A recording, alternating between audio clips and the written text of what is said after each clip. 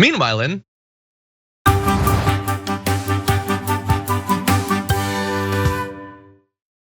in China, they are apparently having, according to the numbers we've seen, a great amount of success with vaccination. For more than a week now, they've averaged about 20 million people being vaccinated against COVID-19 every single day.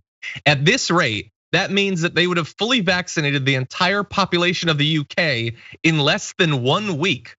And because of that success, they now account for more than half of the 35 million people being vaccinated around the entire world every day. And we have a little chart actually where you can see that as world progress has been going up, a lot of it is being driven by Chinese vaccination. So, I mean, considering the number of people there and the fact that, obviously they were very hard hit initially by it, great to see some countries doing well with vaccination, others not so much for reasons that are fairly obvious and we've talked about a lot.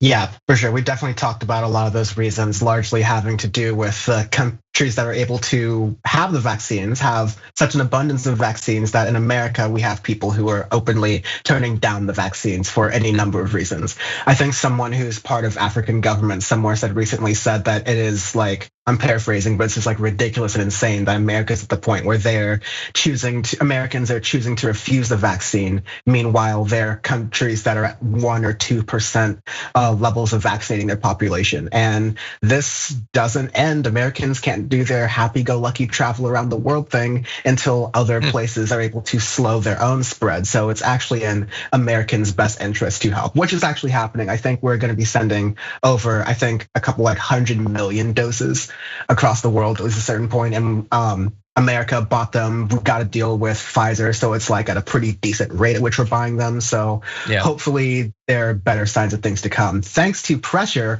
from the left on making sure that vaccines were spread equally across the world. So good for that. Exactly. Oh, we'll have those numbers for you in just 1 second. Just really fast though, I want to let you know that China too is helping vaccinate other countries. When we were doing that pressure over the past few months to get Biden to do this, one of the things we were saying was other countries are doing this. Russia is sending vaccines to poor countries that don't have access to them. China is doing it. And like a little bit, I'm sure they're doing it to help out, but a lot of it is vaccine diplomacy. They are endearing themselves to the population, understandably so, since they're saving lives. We should do the same. They've supplied 350 million doses already to more than 75 nations. And WHO approval should now trigger the further distribution of both of the vaccines that they're using, which are different than the ones we are. One of them doesn't even seem all that amazing. The other one's okay.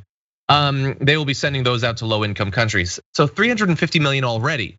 Now, thanks to the pressure that Dan was talking about, the Biden administration announced earlier today that they're gonna be buying 500 million doses of Pfizer's coronavirus vaccine to donate to the world.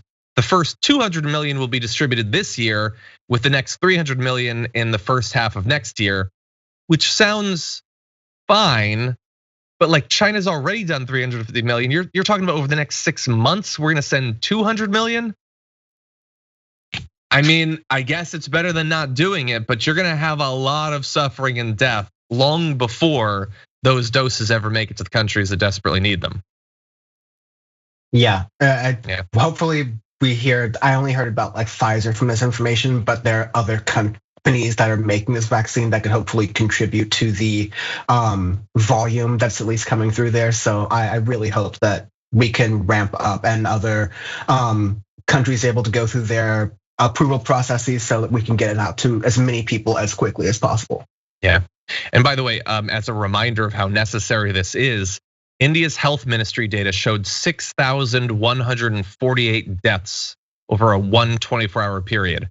And I mentioned that mainly because I don't hear the media talking about India that much anymore. There was like a good week where we were all together and not wanting them to die, and now kind of moved on. It might even be higher than that. One area is saying that they lost 9,400 people.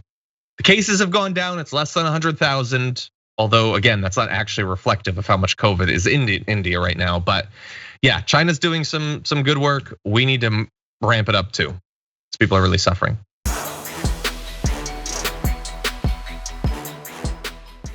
Check out the Damage Report podcast each day, wherever you get your podcasts, whether Pocket Casts or Stitcher or iTunes.